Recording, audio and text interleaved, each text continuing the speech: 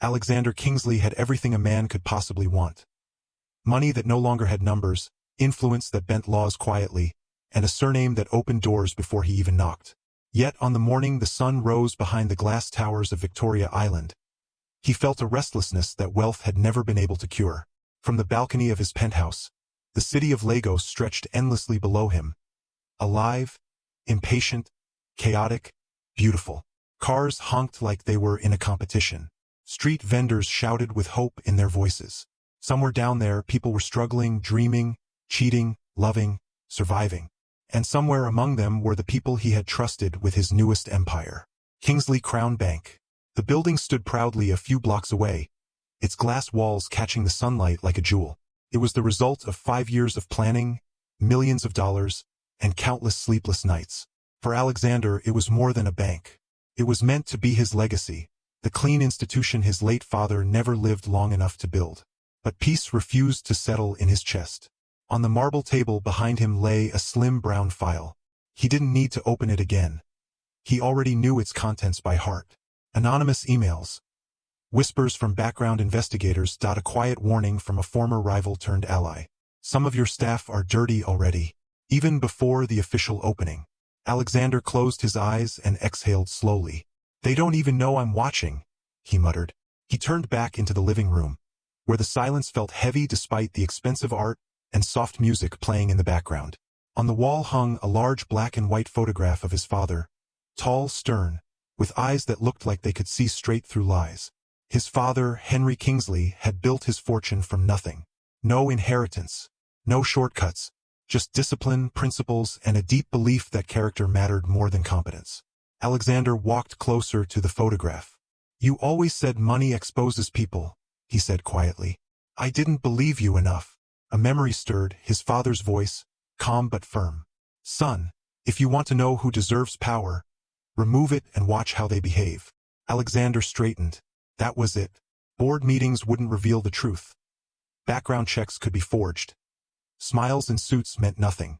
If he wanted to know who his staff truly were, he needed to become invisible. The idea would have sounded insane to anyone else. A billionaire, one of the youngest bank owners in West Africa, pretending to be a homeless cleaner? But the more Alexander thought about it, the more right it felt. No security escort. No name recognition. No fear in people's eyes. Just raw human behavior.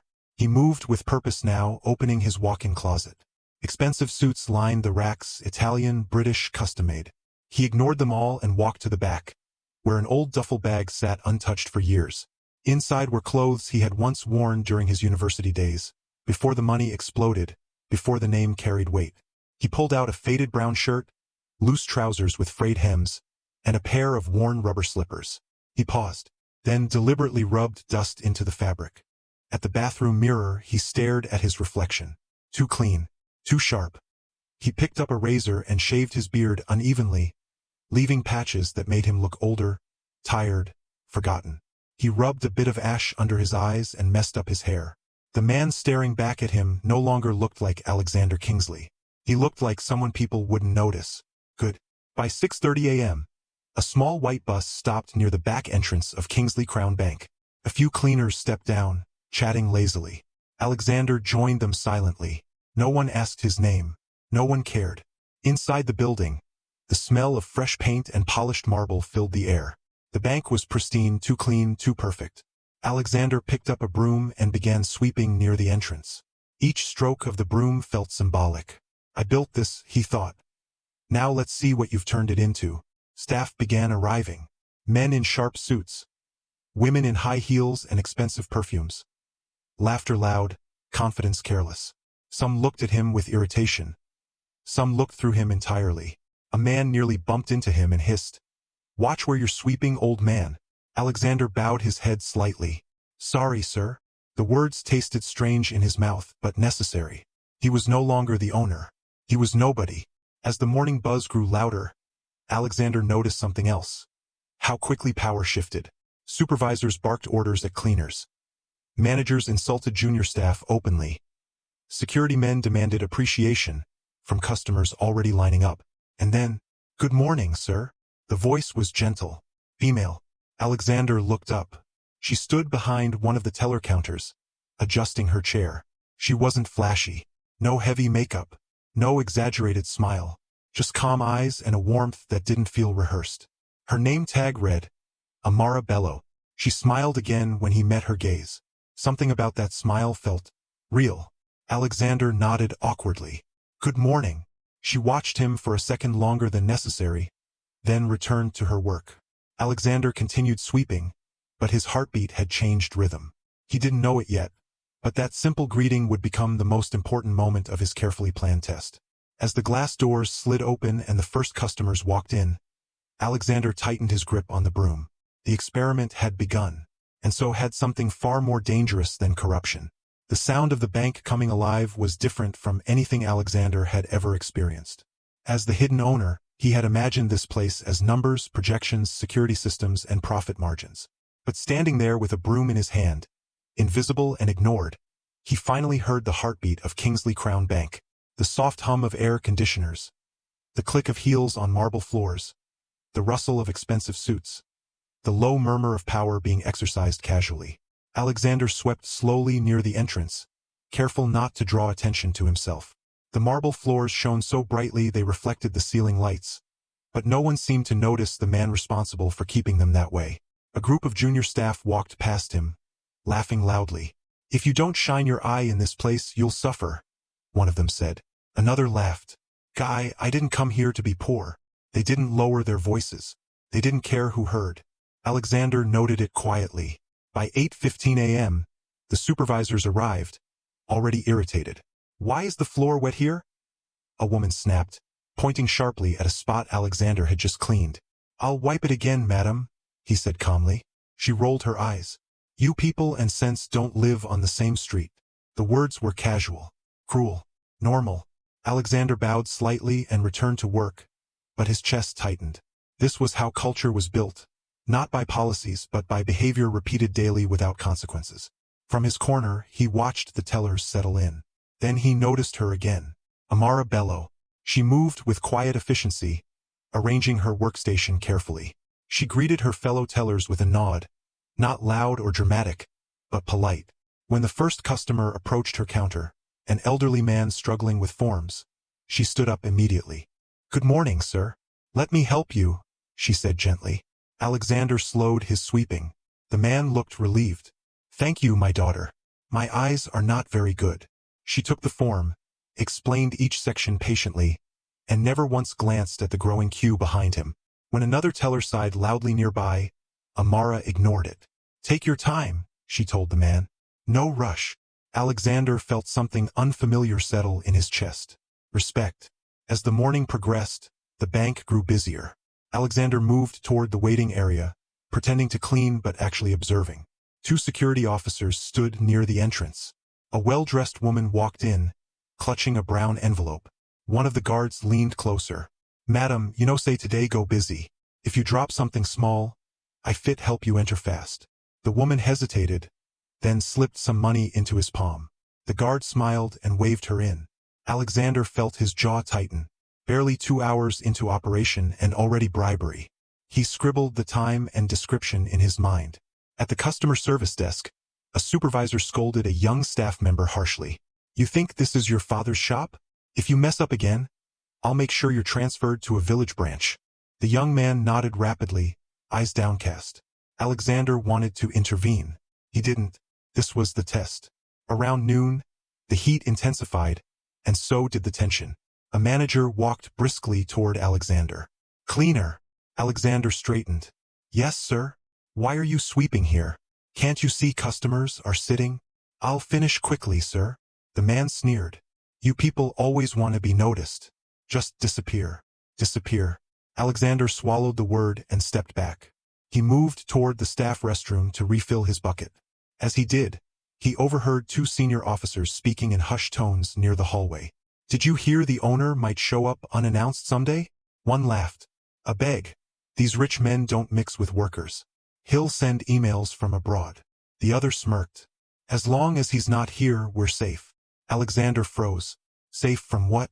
Their laughter echoed as they walked away. He clenched his fists so tightly his nails dug into his palms.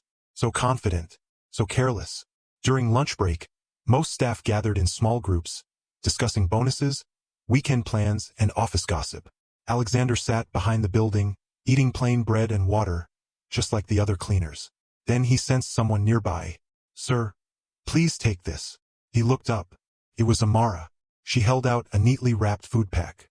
"I noticed you didn't go to the canteen," she said softly. Alexander stared at the food. No one had offered him food without expecting something in return in a very long time. "I'm fine," he said reflexively. She smiled gently. "It's okay. I brought extra." After a pause, he accepted it. "Thank you," he said quietly. She sat on a low step a short distance away, not too close, not awkward. "First day?" she asked. He nodded. "People here can be a lot," she added carefully. "Don't let it get to you." Alexander chuckled softly. "You speak like you've learned the hard way." She sighed. "I have." For a moment, silence stretched between them. Then she stood. "Take care, sir." And just like that, she walked away. Alexander opened the food pack. Rice, stew, protein. Simple, yet it felt heavier than gold. Back inside, chaos erupted near the counters. A customer accused a teller of shortchanging him. Voices rose. Supervisors rushed over. Amara stepped forward calmly. "Let's check the transaction history," she said. Within minutes, she proved the teller innocent and apologized to the customer without ego. The tension dissolved. Alexander watched her with admiration. She didn't seek praise. She didn't brag. She simply did what was right.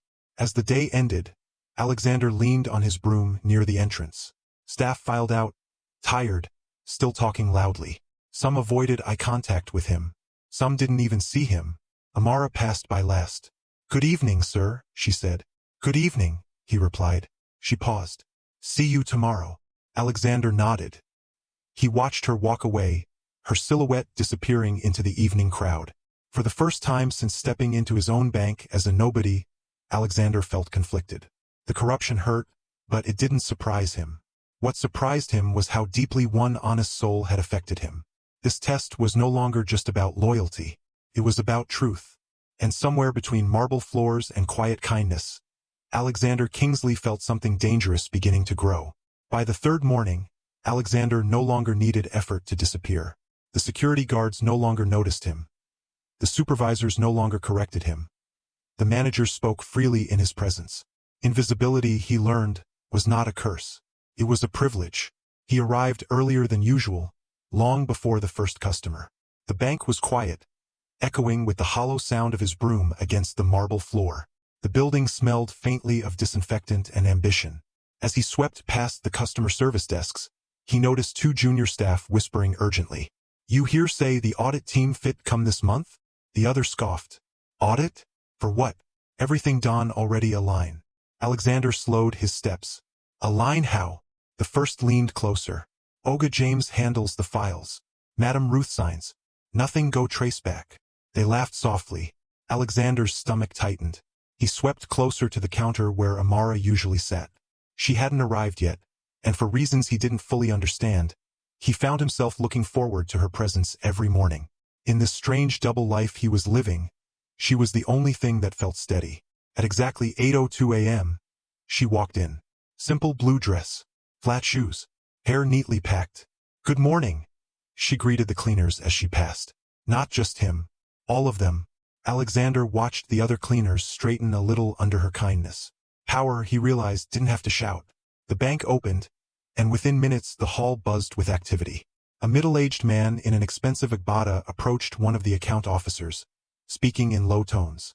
Alexander pretended to wipe the glass wall nearby. "Don't worry," the officer said confidently. "We'll process it quietly." "But it's urgent," the man insisted. "I need it today. It will cost extra." "How much?" The officer smiled. "We'll talk later." Alexander felt anger rise in his chest. This wasn't just bad behavior. It was a system. Mid-morning brought trouble. A young woman at Amara's counter burst into tears. "They said I must pay something before my loan can be approved," she sobbed. "But I already met all the requirements."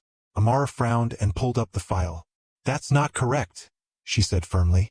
"There's no such fee." The woman sniffed. "But the officer upstairs said." Amara stood. "Please wait here." She walked briskly toward the office of one of the senior account managers, Mr. James. Alexander watched from afar. Inside the glass office, voices rose. "You're embarrassing me," James snapped. "I'm protecting the bank," Amara replied calmly. "We can't demand illegal fees." James leaned back, smirking. "You're still young here. Learn how things work." She didn't flinch. "I know how things work, and this isn't right." James' smile vanished. "You think you're better than us?" "No," she said. "I think honesty matters." The conversation ended abruptly. Amara returned to her counter, face pale but composed. Alexander felt something shift inside him. Courage. Pure, quiet courage. By lunchtime, the tension had spread. Whispers followed Amara. "She's forming holy," someone muttered. "She'll soon learn." Alexander sat behind the building again, eating his bread. Amara approached, hesitating. "Are you okay?" he asked gently. She forced a smile. "I will be." He studied her face. "You did the right thing." She looked surprised. "You heard." He nodded. She sighed and sat beside him. "Sometimes I wonder if being good is a disadvantage." Alexander looked at her, really looked at her. "If goodness becomes rare," he said slowly, "then it becomes powerful." She smiled sadly. "I hope you're right." That afternoon, Alexander witnessed something that made his blood boil. A supervisor accused a cleaner of stealing a phone. The cleaner, a frail older man, denied it desperately. "I didn't take anything." The supervisor slapped the desk. "Search him." Alexander stepped forward. "He didn't steal it," he said calmly. The supervisor turned on him. "And how would you know?" Alexander met his eyes. "Because I saw the phone fall behind the counter." Silence. The phone was found exactly where he said. The supervisor scoffed. "Next time, mind your business." But something had changed. Eyes were on him now. Late in the day, Alexander overheard two managers talking near the vault area. "The owner won't notice small leakages," one said. "He's too big for details." The other laughed. "As long as the reports look clean." Alexander felt a cold calm settle over him. They had underestimated him. Gravely, as closing time approached, Amara was called into the HR office. When she returned, her hands were shaking. "What happened?" Alexander asked quietly as she passed. "They warned me," she whispered. "Said I should cooperate or risk my job." Alexander's chest tightened. That night, alone in his penthouse, he replayed everything. The insults, the bribes, the cruelty, the courage. He opened a secure folder on his laptop and began compiling evidence. Names, times, patterns. This was no longer an experiment. It was a reckoning. And Amara Bello, without knowing it, had become the line between what would be destroyed and what would be saved. By the fourth day, Alexander stopped pretending this was only observation. It was no longer enough to watch corruption unfold. He needed to measure it, to see how far people were willing to go when temptation was placed directly in their hands. So he created temptation. The morning began like every other. Marble floors gleaming, air conditioning humming, staff walking in with the confidence of people who believed the building belonged to them more than the unseen owner ever could. Alexander arrived early, dressed in his familiar disguise. Creased trousers, faded shirt, worn slippers. He swept slowly near the customer service desks. Eyes alert, mind sharp. At exactly 9:10 a.m., he made his first move. He walked deliberately through the waiting area and, accidentally, let a thick brown wallet slip from his pocket.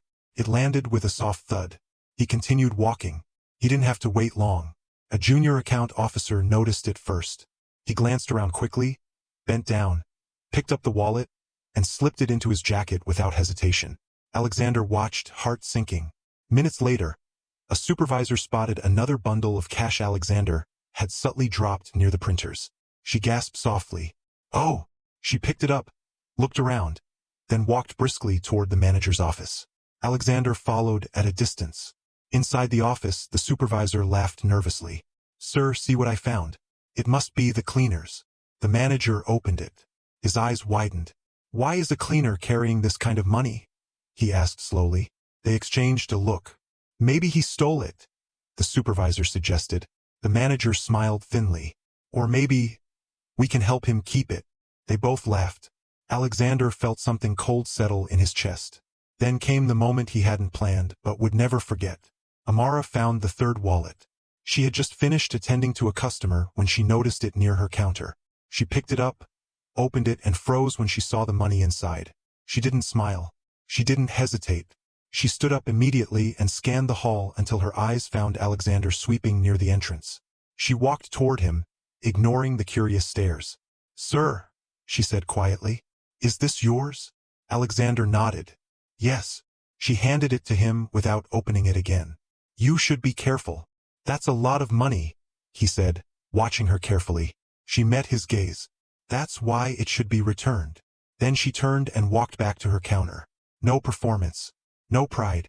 Just principle. Alexander's throat tightened. By afternoon, the rumors began. Why is that teller always returning things? She's too righteous.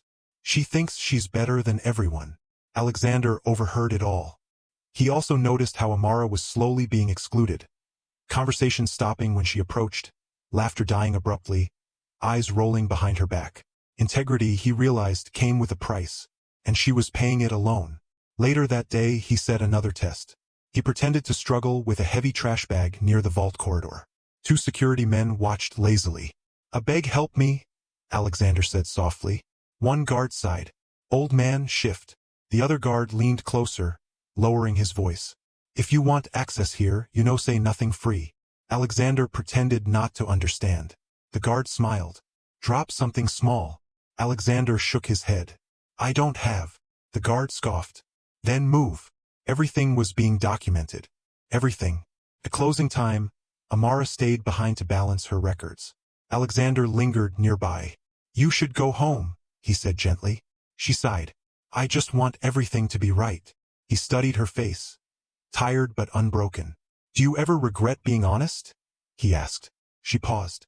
"Sometimes," she admitted. "Especially when I see dishonest people rewarded." He nodded slowly. "Then why keep doing it?" She looked at him. "Because if I stop, I won't recognize myself anymore." Something broke open in Alexander's chest. He had built empires, but he had never built this kind of character. That night, Alexander sat in his penthouse, suit jacket discarded, disguise gone. The city lights blinked outside his window, indifferent. He replayed the day again and again. The thefts, the laughter, the casual evil, and Amara standing alone in quiet resistance. He opened his laptop and expanded the evidence folder. Then he paused. For the first time since this plan began, fear crept in. Not fear of exposure. Fear of losing her when the truth came out. Because when the mask dropped, everything would change. And he wasn't sure she would forgive the lie. The next morning, the pressure intensified. HR sent Amara a formal warning letter. Non-cooperation. Disruptive behavior. Alexander watched her read it, her hands trembling. She didn't cry. She folded the paper neatly and placed it in her bag. During lunch, she didn't come outside. Alexander found her alone at her desk, staring at the screen. "You're being punished for doing right," he said quietly. She smiled sadly. "Story of my life." He wanted to tell her everything. He didn't. Not yet. By the end of the day, Alexander knew one thing for certain. Kingsley Crown Bank was sick, and Amara Bello was the rare medicine it didn't deserve, but desperately needed. The trap was tightening, and soon, the truth would come crashing down on everyone who thought power made them untouchable. By the 5th day, Kingsley Crown Bank no longer felt like a place of work. Felt like a battlefield. Alexander sensed it the moment he stepped into the building that morning. The air was tense. Voices lower, movements sharper, eyes more watchful. The people who had grown comfortable in their dishonesty were beginning to feel threatened, though none of them could explain why. Corruption, he realized, had instincts, and it knew it was being watched. He swept past the customer service desks as usual, head bowed, ears open. Near the elevators, a cluster of senior staff whispered urgently. "The audit notice came too fast," one said. "It's fake," another replied confidently. "HR arranged it, just to scare people." Alexander paused. "Fake audit?" He moved closer, pretending to wipe fingerprints from the glass. "Still," a woman said nervously, "that teller Amara, she's the problem. She asks too many questions." James' voice cut in cold and precise. "Then we remove the problem." Alexander's heart thudded heavily. By mid-morning, the so-called audit began. 2 men in suits arrived, flashing badges and walking with authority. Staff stiffened instantly. Files were pulled out. Computers were shut down and reopened nervously. The managers wore their most professional smiles. Alexander watched carefully. The auditors didn't inspect the real systems. They asked the wrong questions. They focused on junior staff. They avoided certain offices entirely. It was theater, a performance designed to identify who was dangerous, not what was wrong. And Amara Bello was the target. She was called into a small conference room just before lunch. Alexander watched her walk in, shoulders squared, expression calm. He followed quietly, positioning himself near the corridor, close enough to hear raised voices through the half-closed door. "You processed this transaction, didn't you?" one auditor asked sharply. "Yes," Amara replied. "It was verified and approved." "Then why does the system show a discrepancy?" "There shouldn't be one." James' voice joined in smoothly. "Unless it was altered afterward." Silence followed. Alexander's blood ran cold. "That's a serious accusation," Amara said quietly. James sighed dramatically. "Amara, no one wants trouble. Just admit the mistake and we'll resolve it internally." "I didn't make a mistake," she said firmly. Alexander clenched his fists. This was it. They were framing her. Within an hour, whispers spread through the bank. "Did you hear? They said she manipulated accounts." "I knew she was pretending to be holy." Alexander felt physically ill as he watched people who had accepted bribes openly now look at Amara with smug judgment. She emerged from the conference room pale but composed, her eyes glassy but defiant. She returned to her counter, and kept working. That alone nearly broke him. The final blow came in the afternoon. HR summoned Amara again. This time there was no discussion. She was handed a suspension letter. Pending investigation. Effective immediately. Alexander stood by the entrance, broom forgotten, as she packed her things quietly. No one spoke for her. No one defended her. Some avoided her eyes. Some watched with thinly veiled satisfaction. As she passed Alexander, she stopped. "I guess goodness finally caught up with me," she said softly. He wanted to scream. Instead, he said, "This isn't the end." She smiled faintly. "For me, it feels like it is." Then she walked out. Alexander remained standing long after the doors closed behind her. Something inside him snapped. That evening, back in his penthouse, Alexander ripped off his tie and threw it across the room. The disguise lay discarded on the floor, meaningless now. He paced like a caged animal. They had crossed a line. This was no longer about loyalty tests or observation. They had attacked the one person who embodied everything the bank was supposed to stand for. And they had done it confidently. Because they believed he was absent. Because they believed he was weak. Because they believed power was theirs. Alexander opened his laptop and pulled up the evidence folder. It was massive now. Bribes, extortion, forgery, harassment, illegal account manipulation. Enough to shut down the bank permanently. Enough to ruin lives. His finger hovered over the send button to regulators, law enforcement, the media. One click. Everything would burn. He stopped. Images of Amara flashed in his mind. Her quiet smile, her tired eyes, the way she defended strangers without hesitation. If he destroyed the bank now, she would be collateral damage. She would never know the truth. She would leave thinking integrity failed her. Alexander closed his eyes. "No," he whispered. "Not like this." The next morning, he returned to the bank as the cleaner. But this time, he was done pretending. He moved deliberately, positioning himself near the HR office, near James' office, near every place where lies were traded freely. The confidence among the corrupt had grown. "She's gone," one supervisor said smugly. "Peace at last." James laughed. "People like her don't last in real institutions." Alexander swept past them slowly. "Enjoy it," he thought, "while it lasts." At noon, he slipped into a restroom stall and made a call. "Prepare the boardroom," he said calmly. "Tomorrow morning. No delays." There was a pause on the other end. "Sir, are you sure?" "Yes." He hung up. That evening, Alexander went to the charity center where he knew Amara volunteered.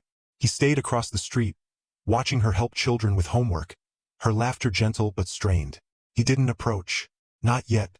Soon, he promised himself. Soon, the truth would come out. And when it did, Kingsley Crown Bank would never be the same again. The night air outside the charity center was cool, carrying the distant sounds of traffic and laughter from nearby streets. Alexander remained across the road, leaning against his car, watching through the open windows as Amara moved from child to child with a patience that seemed endless. She had lost her job that morning, yet here she was smiling for others. Alexander felt a pressure in his chest that no business failure had ever caused. He had survived hostile takeovers, ruthless competitors, and political blackmail without flinching. But watching Amara give pieces of herself away while carrying her own pain broke him in a way he didn't know how to defend against. He waited until she stepped outside, her bag slung over one shoulder, her posture tired. "Amara!" She turned, surprised. For a brief moment, she looked relieved, then guarded. "Sir," she said, "you followed me?" "I was worried," he replied honestly. She studied his face. The uneven beard, the tired eyes, the worn clothes. The man the world ignored. "You didn't have to," she said softly. "I wanted to." She nodded slowly and gestured toward a bench nearby. They sat in silence for a while, the kind of silence that wasn't empty but heavy with words neither of them knew how to begin. Finally, she spoke. "They suspended me today." "I know." She smiled faintly. "Of course you do. You see everything." Alexander swallowed. "They framed you." Her shoulders stiffened. "You don't know that." "I do." She turned to him sharply. "How?" He hesitated. The truth burned on his tongue. I've been paying attention," he said carefully. She sighed. "That's the problem. I paid attention too." She looked up at the sky. "I thought if I just kept doing right, things would correct themselves." "They still can," he said. She laughed bitterly. "You sound like someone who hasn't been disappointed enough." Alexander flinched. If only she knew. They walked slowly down the street afterward, side by side. Streetlights cast long shadows ahead of them. "Why do you help here?" Alexander asked. She shrugged. "It reminds me that the world isn't only cruel." He nodded. "And if it is? Then someone has to push back." She stopped walking and looked at him. "You do that too," she said. He blinked. "Me? Yes. You speak up. You notice things. You defended that cleaner. You didn't take advantage of my kindness." She smiled gently. "Most people would have." Her words pierced him. He had spent his life being valued for what he owned, not who he was. And now, stripped of everything, he was being seen. They reached her bus stop. She turned to him. "I don't know what will happen next." "You'll land on your feet," he said firmly. She studied him. "You believe that?" "With everything in me." A beat. "Why?" she asked softly. "Because I will make sure you do." But he couldn't say it. "Because I believe in you," he said instead. Her eyes softened. "Thank you," she whispered. She boarded the bus, turning back once to wave. Alexander stood there long after it pulled away. That night he barely slept. The next morning at the bank, the atmosphere was electric. Staff were summoned abruptly. Emails flew. Security was increased. The boardroom was prepared. Alexander returned in disguise one last time. He moved through the halls with a sense of finality, memorizing faces, expressions, confidence that would soon crumble. James laughed loudly in his office. HR staff congratulated each other. Supervisors strutted. They thought they had won. Alexander felt no satisfaction, only resolve. Midday he overheard two managers talking. "Tomorrow's board meeting routine, ABI?" "Yes, just formalities." They laughed. Alexander smiled faintly. Formalities indeed. Later that afternoon, he found Amara's suspension file in an unlocked cabinet. Forged signatures, altered timestamps, planted discrepancies. It was sloppier than he expected. Arrogance had made them careless. He photographed everything. Back in his penthouse that evening, Alexander stared at his reflection in the mirror. The disguise lay folded on the bed. He removed the uneven beard, washed his face, and dressed in a simple black shirt. For the first time since this began, he looked like himself again. But he felt changed, humbled, human. He drafted a message to Amara, then deleted it, then drafted another, deleted. Finally he typed, "Tomorrow everything changes. Please trust me." He didn't send it. Trust, he knew, was fragile. The night before the board meeting, Alexander sat alone in the darkened living room, city lights flickering beyond the glass. He thought of his father. Character matters more than competence. He thought of Amara, goodness standing alone. Tomorrow the masks would fall, and when they did, he might lose her forever. But if he stayed silent any longer, he would lose himself. Alexander Kingsley closed his eyes and waited for morning. The boardroom of Kingsley Crown Bank had never been this full. Executives sat stiff-backed around the long mahogany table, their suits immaculate, their expressions carefully neutral. Managers who rarely attended meetings of this level had been summoned urgently. And no one quite knew why. The air was thick with confusion and restrained arrogance. At the head of the table sat the acting CEO, clearing his throat repeatedly. "Let's keep this short," he said. "The owner's office requested this meeting, but we haven't received further details." A few people exchanged glances. James leaned back in his chair, confidence written all over him. Probably routine. Investors like drama. Soft laughter rippled around the table. They had no idea. Downstairs, near the service corridor, a cleaner pushed a trolley slowly toward the elevators. No one paid attention. They never did. Alexander Kingsley stepped into the elevator alone. The doors slid shut, sealing off the disguise he had worn for days. Inside, he straightened his posture. His shoulders squared. His eyes sharpened. When the elevator doors opened on the executive floor, he stepped out. And the cleaner ceased to exist. The boardroom doors opened without announcement. Conversation died instantly. Every head turned. The man who walked in wore a tailored charcoal suit, clean-shaven, commanding without effort. His presence shifted the room, like pressure before a storm. The acting CEO stood abruptly. "Sir?" Alexander Kingsley didn't answer immediately. He walked to the head of the table, placed his hands on the polished wood, and looked around slowly, meeting each pair of eyes in turn. Some recognition flickered, some disbelief, some terror. "My name is Alexander Kingsley," he said calmly, "owner of Kingsley Crown Bank." Chairs scraped loudly as several people stood at once. "Sir!" Voices overlapped. "Good morning, sir." James remained seated, frozen. Alexander's gaze settled on him. "Please," Alexander said softly. "Sit. This won't take long." No one moved. "Sit," he repeated, firmer this time. They obeyed. For a moment, there was only silence. Then Alexander spoke again. "For the past 2 weeks, I have worked in this building as a cleaner." A sharp inhale moved through the room like wind through dry leaves. "You walked past me," he continued. "You insulted me. You ignored me. You stole from me."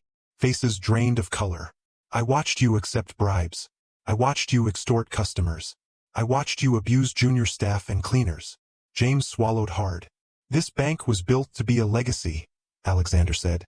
"Instead, you turned it into a marketplace of greed." He nodded toward the screen at the far end of the room. It flickered on. Videos played. Security footage. Audio recordings. Time-stamped transactions. A supervisor slipping money into her bag. A guard collecting bribes.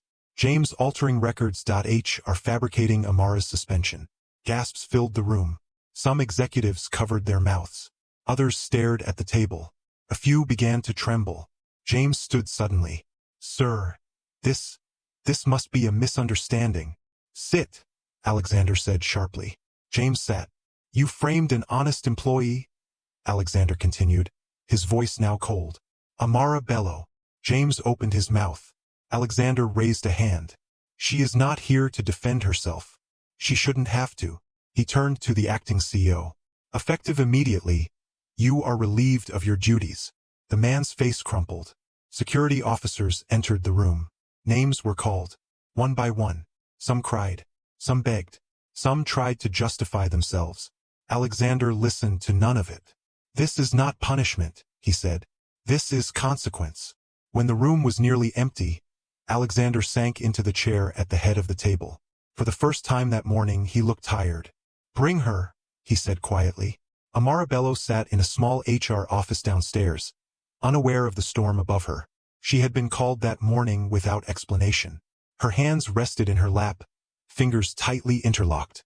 She felt sick. When the door opened, she braced herself. Instead, a young assistant smiled nervously. "Please follow me, ma'am." They led her to the executive floor. The boardroom doors opened. She stepped inside and froze. Alexander Kingsley stood near the window, not in rags, not with a broom, but in power. Her mind rejected what her eyes saw. "No," she whispered. He turned. Their eyes met. The silence stretched painfully. "You?" she asked, voice shaking. You were the cleaner? Yes. Her breath hitched. You lied to me. Yes. She took a step back, tears burning. You watched them destroy me. I stopped it. After it happened. Her voice cracked. Alexander walked toward her slowly. I had to see the truth. And I saw it. Through you. She laughed bitterly. So I was a test? No, he said urgently. You were the answer. Tears spilled down her cheeks. I trusted you. And I love you, he said. The words fell heavy. I didn't mean to, he added softly. But I do. She shook her head. You don't get to decide when love is convenient. The room felt too small. Alexander nodded slowly. You're right. He stepped back. I won't ask you for forgiveness today. He turned to the board. Reinstate Amara Bello with full benefits, public apology, and triple compensation. He looked back at her. And then let her decide. Amara left without another word. Alexander watched her go, unsure if he had won or lost. The bank was clean now, but his heart, that would take more work. The news broke before noon. Kingsley Crown Bank trended across every platform. Television, radio, blogs, whispered conversations in buses and offices. Headlines screamed variations of the same unbelievable story. Billionaire poses as cleaner, exposes corrupt staff. Footage leaked. Names circulated. Opinions clashed. Some hailed Alexander Kingsley as a genius. Others called him manipulative. Most were simply stunned. Inside the bank, silence replaced arrogance. Desks were empty. Offices locked. Confidence erased. Alexander walked through the halls now openly, dressed as the owner, flanked by security. But the power felt heavier than before. Every step echoed with memory. Of insults endured, kindness offered, love found under false identity, and love lost. Amara shut out the noise by turning off her phone. She stayed in her small apartment that first day, sitting on the edge of her bed, replaying everything again and again. The cleaner's smile, his quiet support, the way he listened, and the lie. It wasn't just that he was rich.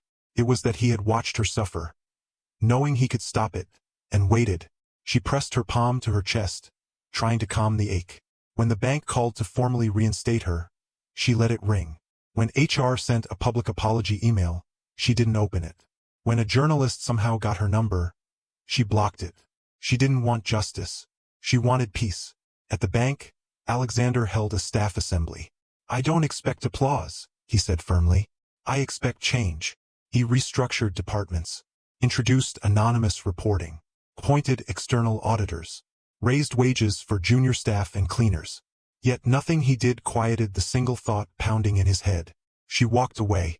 3 days later, Alexander stood outside the charity center again. This time he didn't hide. He walked in openly. Amara saw him from across the room and froze. The children noticed first. Uncle Alex. They ran to him. He knelt, smiling, greeting them warmly. Amara watched, conflicted. When the room emptied, she approached him slowly. You shouldn't be here, she said. I know, he replied. But I needed to see you as myself. She folded her arms. Now I know who you are. Congratulations. He winced. That's not fair. No, she said quietly. What's unfair is pretending to be powerless while watching others be crushed. Her words cut deep.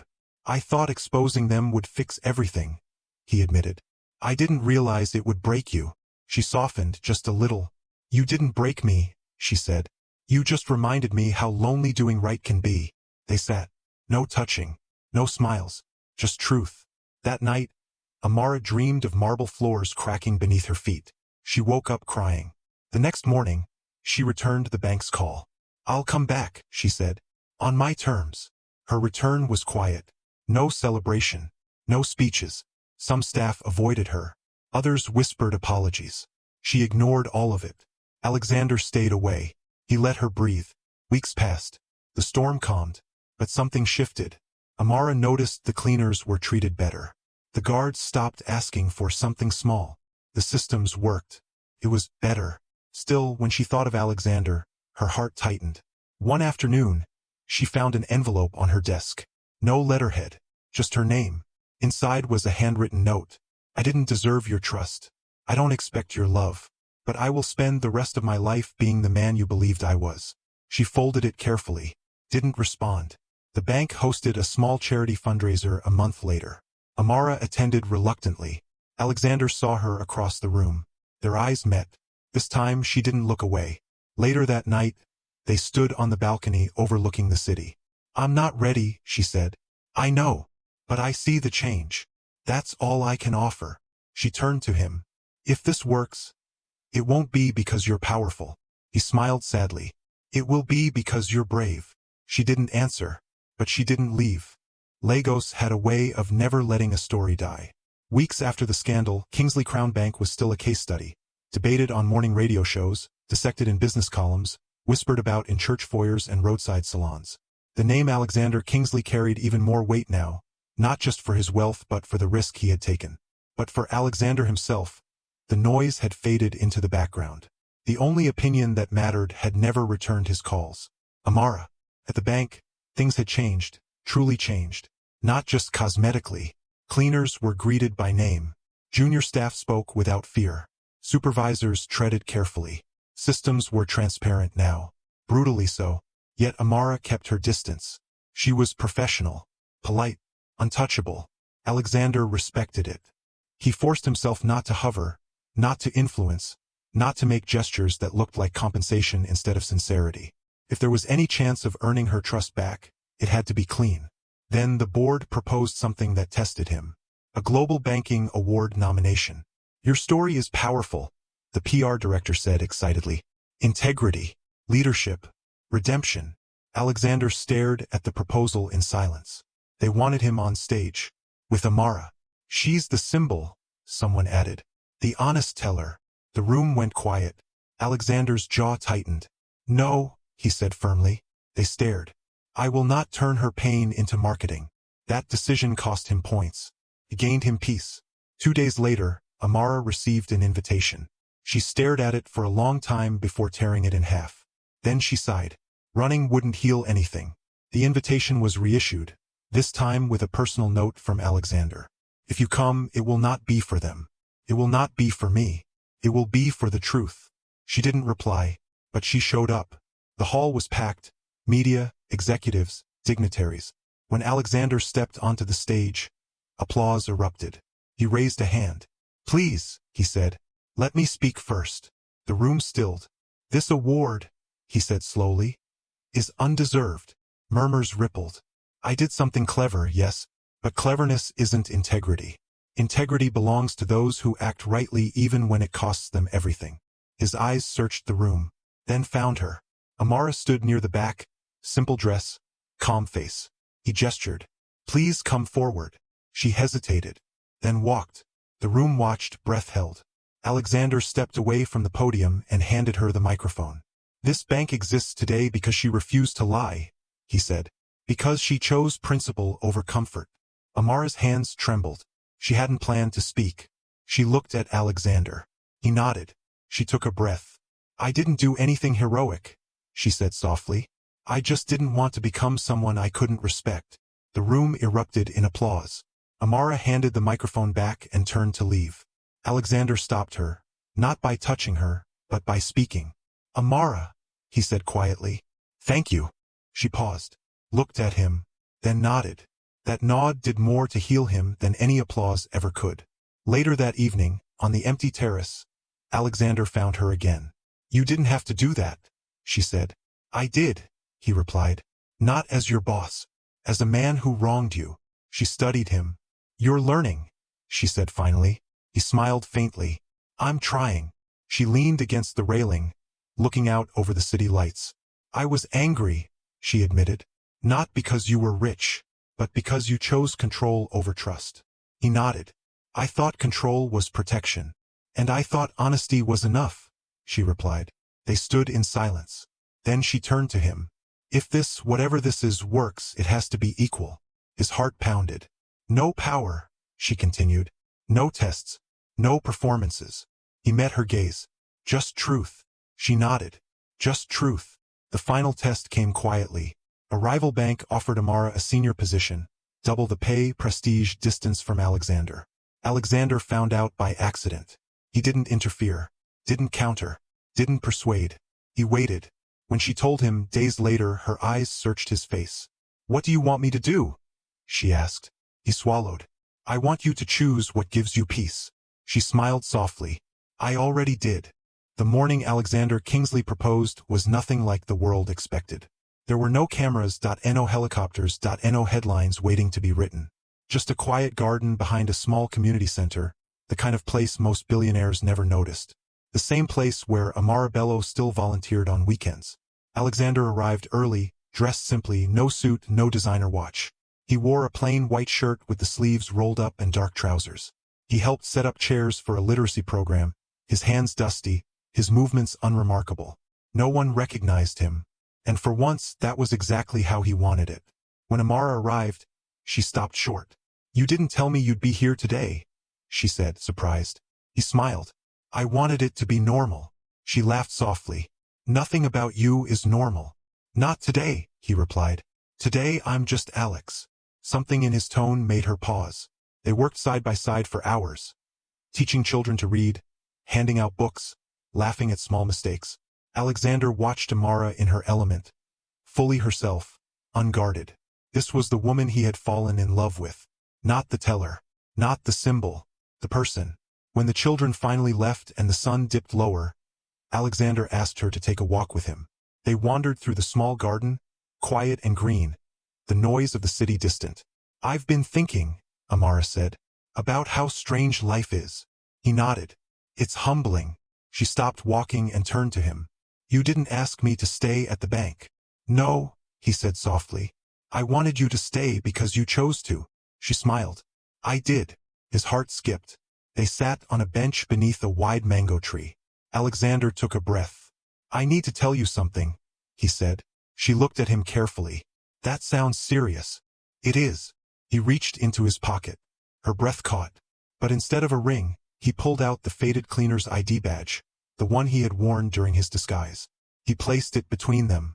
"This was the first time anyone loved me for who I was," he said quietly. "Or at least who they thought I was."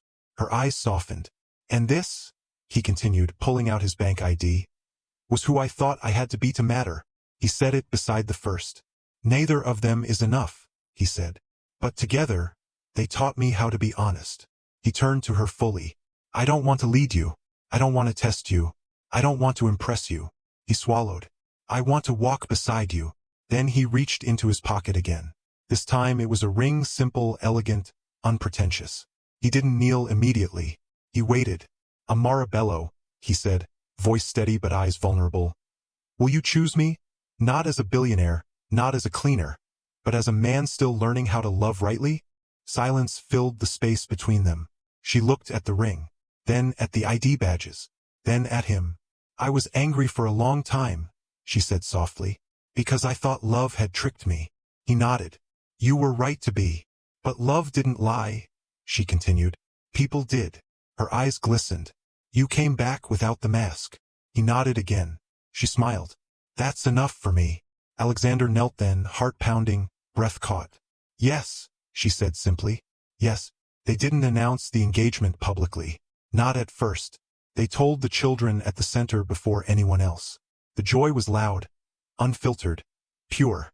Months later, Kingsley Crown Bank became a model institution, not because of Alexander's wealth, but because of its culture. Whistleblowers were protected. Cleaners were promoted. Integrity became policy, not slogan. Amara eventually left her teller position, not because she was pushed, but because she was called. She started a foundation focused on ethical banking education and worker protection. Alexander supported it quietly, as a partner, not a benefactor. The morning of the wedding arrived quietly. No sirens, no press vans, no frantic phone calls. Just sunlight slipping gently through white curtains and the distant sound of birds waking the city. Amara sat on the edge of her bed, hands folded in her lap, breathing slowly. Her apartment was filled with women, her mother, now healthier and stronger than she had been years ago. A few close friends from the bank. Volunteers from the community center who had become family. There were no stylists shouting instructions. No gowns worth more than houses. Just laughter, soft music, and peace. Her wedding dress hung near the window, simple, elegant, ivory. No heavy embroidery, no dramatic train. It wasn't meant to impress anyone. It was meant to feel like her. Her mother stood behind her, gently adjusting Amara's hair. "You look calm," her mother said softly. Amara smiled. "I am." Her mother studied her face for a long moment. "You trust him?" It wasn't a question. "Yes," Amara replied. "Not because he's perfect, but because he learned how to listen." Her mother nodded, eyes shining. "That's rarer than riches." Across the city, Alexander Kingsley stood alone in a quiet room, adjusting the cuffs of his plain charcoal suit. No designer labels, no family crest, just clean lines and intention. On the table beside him lay two objects, the cleaner's ID badge and the bank owner's card. He picked them up, one in each hand. Years ago, he had believed power was something you protected. Now he understood it was something you surrendered. He placed both cards into a small wooden box and closed it gently. Today, he wasn't the owner of a bank. He was a man choosing a woman. The ceremony took place in the garden behind the community center, the same one where children learned to read, where Amara had found purpose after betrayal, where Alexander had first knelt not as a billionaire, but as himself. White chairs were arranged beneath wide trees. Flowers, simple and wild, lined the path. Guests arrived quietly, many unaware they were witnessing the wedding of one of the wealthiest men in the country.